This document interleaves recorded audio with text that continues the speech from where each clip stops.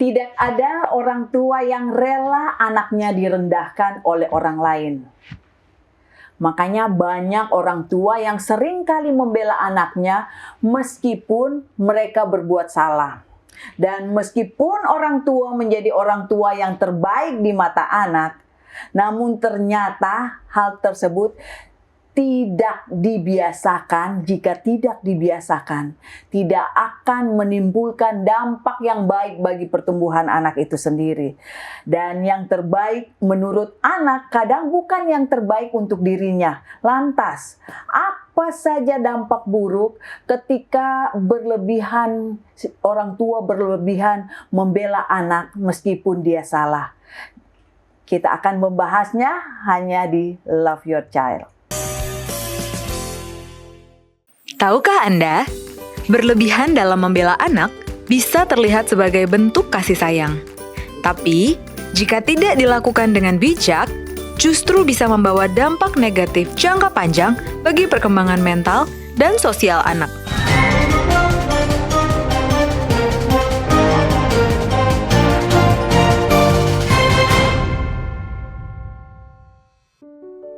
Kenapa sih orang tua membela anak?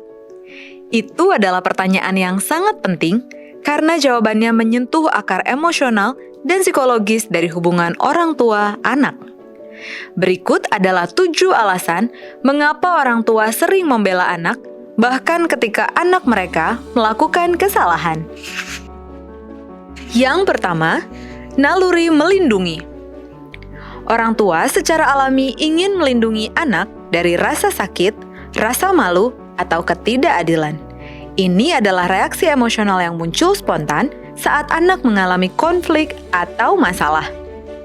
Yang kedua, takut anak terluka secara emosional. Ada kekhawatiran bahwa kritik atau teguran bisa membuat anak merasa tidak dicintai, rendah diri, atau trauma, sehingga orang tua memilih membela untuk menghindarkan anak dari rasa sedih. Yang ketiga, rasa bersalah atau ketakutan gagal mendidik. Saat anak berbuat salah, beberapa orang tua merasa itu mencerminkan kegagalan mereka. Membela anak bisa menjadi cara tidak langsung untuk membela citra diri mereka sebagai orang tua. Yang keempat, pengalaman masa kecil yang tidak dibela. Orang tua yang dulu sering disalahkan atau tidak mendapatkan pembelaan dari orang tuanya sendiri, cenderung ingin menjadi kebalikannya dengan selalu berada di pihak anak. Yang kelima, kurangnya pemahaman tentang disiplin positif. Sebagian orang tua belum memahami bahwa anak perlu belajar dari kesalahan. Mereka menganggap semua bentuk teguran adalah hal yang negatif dan harus dihindari. Yang keenam, takut anak dinilai buruk oleh lingkungan. Untuk menjaga citra keluarga atau reputasi, orang tua kadang membela anak agar tidak terlihat salah di depan guru, tetangga, atau orang lain. Yang ketujuh, sulit membedakan antara membela dan membimbing. Orang tua kadang merasa kalau mereka tidak membela, berarti mereka membiarkan anak sendirian. Padahal, membimbing anak, mengakui kesalahan dan belajar dari situ juga bentuk kasih sayang. Membela anak bukanlah hal yang salah, tapi membela dengan bijak berarti mendampingi anak belajar menghadapi kenyataan, bukan menghindarkannya dari semua konsekuensi. Anak yang dibela terus-menerus bisa tumbuh tanpa kemampuan untuk introspeksi dan bertanggung jawab.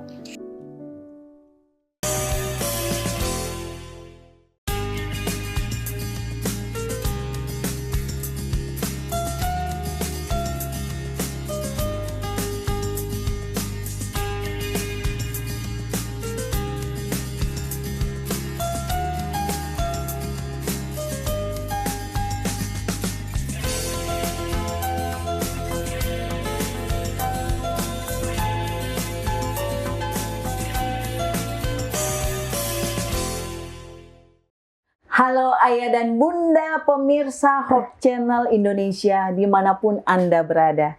Kembali lagi dalam program Love Your Child, satu program yang mengajak kita untuk mendidik, mengasihi anak, menjadikan generasi yang lebih baik. Nah, dalam mengasihi anak, pastinya semua orang tua selalu ingin memberikan yang terbaik dari yang paling baik untuk anaknya. Dan tak hanya secara materi, namun juga perhatian dan kasih sayang yang penuh untuk anaknya. Tetapi sayangnya tak semua kasih sayang tersebut memiliki pengaruh yang positif. Tak sedikit orang tua selalu membela anaknya. Membela anak bukanlah hal yang salah tentunya. Tetapi jika dilakukan terus-menerus tanpa melihat konteks, justru bisa berdampak buruk bagi perkembangan anak. Jadi saat ini kita akan membahas satu topik tentang resiko berlebihan membela anak. Kita akan membahasnya bersama dengan seorang psikolog kita, Ibu Gibelta Mahanani, MPSI Psikolog. Halo Ibu Gilby. Halo. Senang rasanya bisa bertemu kembali. Iya, senang bisa kembali lagi ya bersama orang tua dari Love Your Child. Dan saat ini kita akan membahas satu pembahasan yang sangat-sangat penting ya. Sangat penting bagi orang tua karena memang dari orang tua, siapa sih yang mau anaknya kalau seandainya sudah menangis pun sedikit, orang tua itu langsung bergerak melihat anaknya. Apalagi kalau seandainya anaknya itu mengalami sesuatu hal kejadian yang sepertinya sangat menyakitkan. Nah, kira-kira dari dampak-dampak yang kita membela anaknya, orang tua yang terlalu berlebihan membela anak, dampak-dampaknya itu seperti apa ya Bu Gilbia? Oke, baik. Jadi memang sudah dari judulnya aja sudah berlebihan gitu ya. Jadi memang sesuatu yang berlebihan tentunya tidak baik gitu ya. Betul. Bu. Ini kayak jadi memang kenapa dulu mungkin orang tua itu bisa sampai ke berlebihan gitu ya. Kalau saya boleh ajak tarik ke belakang sedikit.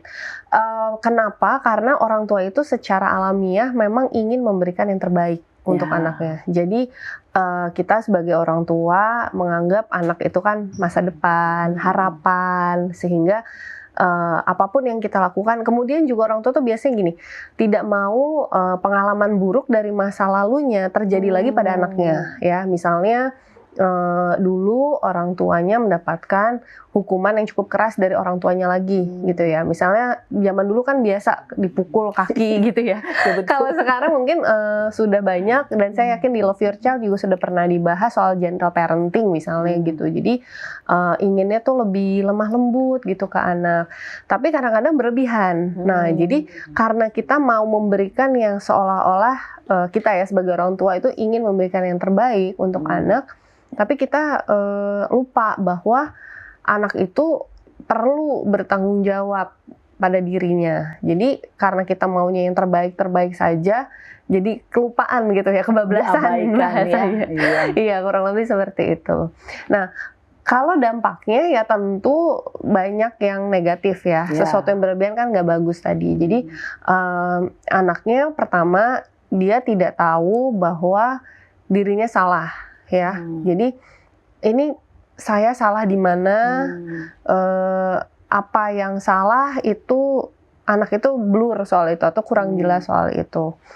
Yang mereka tahu adalah mungkin ya bisa melakukan segala sesuatunya, tapi orang tuanya menjaga dia gitu ya. Betul, sebetulnya bisa melakukan sesuatu yang menjaga, tapi kalau dia tahu ada yang salah, pasti dia tidak mau melakukan itu. Ya, jadi pertama adalah kesulitan membedakan yang salah dan yang benar gitu ya, itu satu.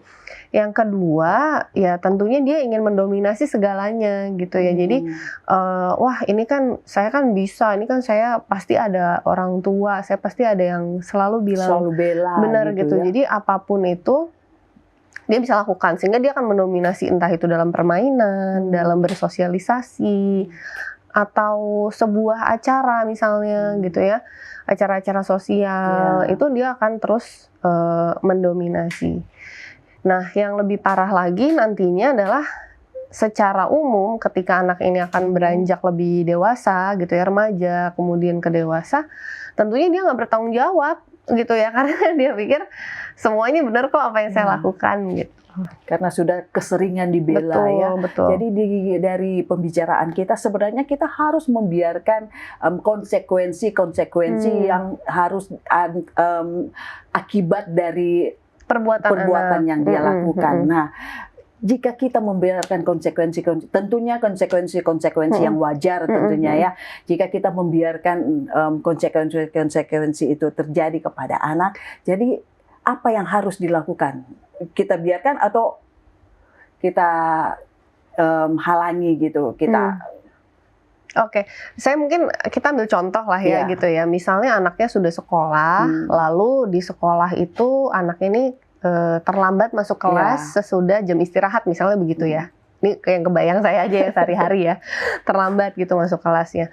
Kemudian gurunya menghukum anak itu atau memberi konsekuensi untuk misalnya membersihkan kamar mandi sekolah gitu. Kamar mandi sekolah itu kan capek ya kalau dibersihin ya sebenarnya gitu ya. Jadi itulah, sana kamu bersihin, kamu terlambat jadi kamu bersihin gitu. Nah, sebagai orang tua, kita juga mesti lihat sebenarnya poin dari hukumannya ini apa, gitu ya. Apakah memang, ya kita bisa lihat ya, karena terlambat, dia jadi nggak bisa masuk kelas, ketinggalan pelajaran, dan dia harus capek-capek membersihkan kamar mandi yang mungkin, ya kotornya kan double ya dibanding di rumah gitu ya. Jadi itu gitu. Jadi kita mesti lihat gitu ya poinnya apa. Nah, sebetulnya kita sebagai orang tua kita perlu melihat apakah itu memang menyakitkan untuk anaknya atau tidak gitu ya. Betul. Jadi kalau misalnya ya contoh tadi membersihkan kamar mandi, tapi dari sudut pandang saya membersihkan kamar mandi itu meningkatkan kemandirian gitu ya, karena akhirnya kita jadi tahu caranya, oh yang disikat itu angkat dulu embernya misalnya atau apa, kita jadi tahu, jadi sehingga masih ada poin bagus dari konsekuensi atau hukuman itu. Tapi kalau misalnya kita tahu anak kita tadi dalam contoh yang sama terlambat, kemudian dihukumnya adalah dengan dipukul kakinya 10 kali misalnya gitu. Ya tentu kita jadi apa hubungannya terlambat sama dipukul? Toh dipukul juga sakit gitu ya. Jadi itu yang kita perlu melihat. Oh, anak saya perlu dibela ketika memang ada kekerasan di situ. Tentunya dengan konsekuensi yang masih bisa masuk di akal ya, yang kita masih bisa melihat. Dan ini ya, apakah ini kan memang naluri ya kita untuk membela anak itu dia naluri gitu. Tetapi naluri ini yang terjadi kepada orang tua ini antara naluri dia terlalu sayang atau memang naluri dia membiarkan anaknya ini, tetapi kita akan bahas setelah yang satu ini ya Bu Gilby ya. Pembicaraan kita semakin menarik dan jangan kemana-mana pemirsa, tetap bersama kami di Love Your Child.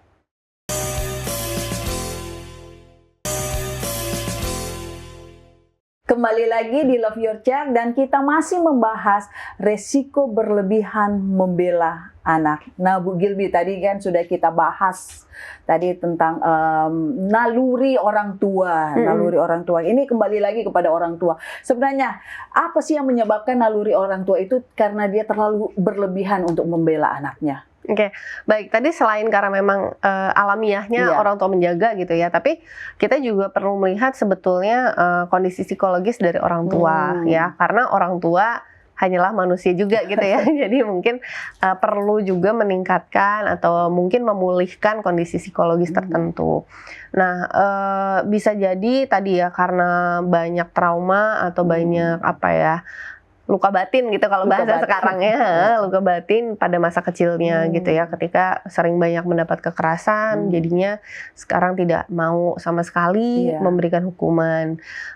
Yang kedua bisa jadi juga ada dominasi kuasa ya, kalau secara psikologis dan sosialnya gitu. Jadi mungkin di sebuah komunitas orang tuanya misalnya seorang pimpinan atau seorang yang menjadi panutan sebetulnya di komunitas tersebut, tapi malah menyalahgunakan gitu ya, secara nggak langsung, ini kan, atau jadi orang lain jadi takut gitu ya, oh ini kan anaknya ini gitu, jadi kita nggak usah kasih hukuman karena nanti orang tuanya yang hanya yang pantas seperti itu, atau misalnya ya gitulah. Jadi kurang lebih dominasinya itu sangat kuat, atau kekuasaannya dari orang tua itu sangat kuat seperti itu. Nah, sehingga memang orang tua ini juga perlu memahami, bisa jadi juga sebetulnya secara psikologis orang tuanya itu tanda kutip kurang siap gitu ya, untuk membesarkan anaknya gitu ya. Bukannya kalau nggak siap terus gimana anaknya udah ada gitu ya. Perlunya adalah belajar ya. Orang tua juga perlu memahami sebetulnya anak itu dari kapan dia sudah memahami sebuah konsekuensi. Kadang-kadang orang tua itu terlalu menganggap anaknya kecil, gitu ya, karena orang tua kita ingetnya anaknya masih kecil terus gitu. Jadi kadang kalau di film-film juga bahkan mungkin ya saat mengantar anaknya menikah juga ngapain anaknya masih kecil gitu ya. Tapi sebetulnya sekecil-kecilnya anak itu dari usia 3 tahun itu sudah pantas mendapatkan konsekuensi gitu ya, atau sudah memang pada tahapan di mana dia perlu belajar benar atau salah. Kalau secara teori itu 3-5 itu adalah fondasi yang kuat, sehingga anak itu diajarkan kecil-kecil ya, tutup pintu, terus merapikan barang, terus ya tahu gitu ya, oh dia harus menyapa orang lain, terus kalau misalnya salah harus mengucapkan maaf. Itu sangat fondasi kuat di usia 3-5 gitu. Jadi orang tua pun perlu belajar dasar-dasar yang seperti itu. Ya, memang ini kita masih fokus sama orang tua ya, Bu Gilby ya.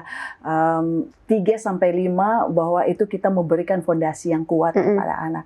Dan jika seandainya itu telah terjadi ya Bu Gilby ya, dan orang tua itu tentu untuk menyadarkan orang tua, maksudnya mereka ini memang mempunyai kesalahan, di dalam mereka terlalu membiarkan. Apa yang harus dilakukan orang tua ini jika dia akhirnya menyadari? Agar supaya maksudnya tidak terulang kembali, dampaknya terhadap anak lebih baik lagi. Baik, memang tidak ada kata yang terlambat ya untuk memperbaiki sesuatu. Jadi memang untuk di sini mungkin ayah dan bunda gitu ya menyadari, oh sepertinya memang selama ini saya terlalu banyak ya membela anak saya, padahal dia seharusnya salah seperti itu. Nah itu sedini mungkin gitu ya, mulai mengubah sesuatu mungkin dari hal-hal yang lebih kecil gitu. Terapkan kedisiplinan itu sudah pasti. Jadi jangan sampai karena udah tahu salah, orang tua malah terlalu banyak berlarut gitu ya dalam kesedihan atau penyesalannya. Jadi memang sebaiknya sedini mungkin sudah menetapkan disiplin-disiplinnya kembali kepada anak tersebut. Nah, orang tua juga bisa meminta bantuan dari lingkungannya atau komunitasnya. Misalnya anaknya sudah sekolah gitu ya. Orang tua juga bisa banyak berkomunikasi dengan guru ya di sekolah gitu. Gimana anak saya? Kalau salah gimana? Bisa juga misalnya titip ya, anak saya tuh isunya gini loh sebenarnya di rumah gitu. Boleh nggak diperhatikan di sekolah seperti apa? Misalnya seperti itu. Atau kalau misalnya memang sering main sama tetangga, misalnya, atau lingkungan gereja, atau apapun gitu ya, itu kita bisa komunikasikan juga gitu ya ke beberapa orang-orang yang memang jadi kita sebutnya significant others. Jadi orang-orang lain yang berperan signifikan kepada anak ya. Misalnya neneknya, kakeknya, tantenya, atau siapapun, kita perlu juga minta bantuan gitu ya, bahwa kalau anaknya salah, bilang aja kalau dia salah gitu ya. Jadi nggak perlu, oh ya nggak apa-apa, bilang aja kalau memang anak itu salah, harus ada yang diperbaiki, harus minta maaf. Jadi orang tua harus dengan rela hati ya. Betul. Anaknya itu menerima konsekuensi, tapi harus dengan konsekuensi yang wajar. Betul. Tentunya ya. Dan sebagai orang tua, bagaimana agar supaya dia bisa membedakan, oke, ini saya akan ini konsekuensi yang benar yang harusnya diterima oleh anak. Bagaimana itu Bu Gilby? Baik, sebetulnya sebagai orang tua perlu gitu ya, atau seharusnya kita adalah orang yang paling tahu soal anak. Betul. Gitu ya. Jadi kita juga sebaiknya tahu bagaimana cara mengkomunikasikan yang tepat dengan anak. Nah, ketika dia berbuat kesalahan, apakah dia perlu mendapatkan konsekuensi atau tidak? Itu kita juga mesti melihat bagaimana satu, cara memberikan konsekuensinya. Yang kedua, apakah anaknya dibahayakan atau disakiti atau tidak. Sebetulnya dua konsep itu sudah menjadi utama gitu ya. Nah, ditambah lagi ketiga, sebetulnya tujuannya apa gitu ya. Apakah memang hanya membuat jera saja atau ada sesuatu yang dia pelajari dari situ. Jadi kita tadi ya perhatikan tiga itu, bagaimana caranya gitu ya, apakah memang secara verbal atau non verbal anaknya lebih cocok. Yang kedua, anaknya kesakitan nggak gitu ya, karena kadang-kadang kan malah painful gitu ya, atau menyakiti gitu ya, itu yang kita hindari. Jangan sampai anak itu malah jadi ketakutan berlebihan, gitu ya. Jadi sampai ke situ, jadinya yang ditangkap anak itu nanti adalah saya tidak mau berbuat salah karena saya nggak mau dihukum gitu. Jadi sebetulnya bukan itu. Nah, yang ketiga tujuannya, sehingga dia memang tahu berbuat baik itu ya memang adalah tujuan hidup saya gitu ya. Terima kasih Bu Gilby untuk pembahasannya, dan pemirsa jangan kemana-mana, kita akan kembali setelah yang satu ini.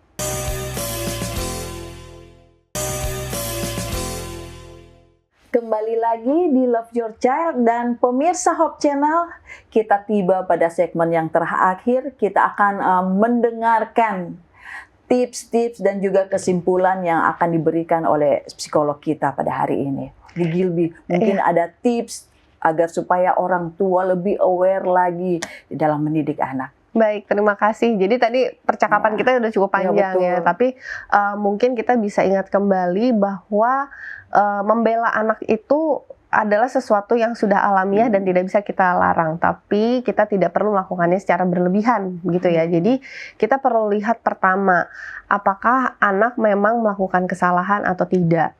Yang kedua, kalau memang anaknya sedang melakukan kesalahan, kita perlu mengkomunikasikan sampai dia mengerti bahwa dia memang berbuat kesalahan.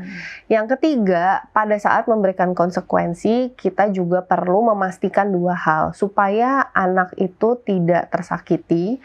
Yang kedua adalah anak memahami tujuan dari konsekuensi itu. Wah, terima kasih sekali ya Bu Gilby ya. Jadi kita sebagai orang tua harus lebih ini lagi cermat cermat melihat bahwa walaupun sepertinya wah anak itu sepertinya disakiti, bukan dicuekin aja, anak kita itu dicuekin aja, kita yang sebagai orang tua berasa. Tetapi hal itu yang harus dialami oleh anak untuk perkembangan dia di dalam cara bersosial ya Bu Gilby. Betul, supaya bisa bertanggung jawab ya nanti ketika sudah beranjak dewasa. Karena itu untuk masa depan anak kita ya, masa depan anak kita itu sendiri. Dan terima kasih kepada ayah dan bunda, pemirsa, pendengar setia Love Your Child yang sudah mengikuti episode kita pada kali ini. Dan jangan lupa untuk cintai anak Anda untuk menjadikan mereka generasi yang lebih baik. Sampai jumpa di episode selanjutnya Love Your Child.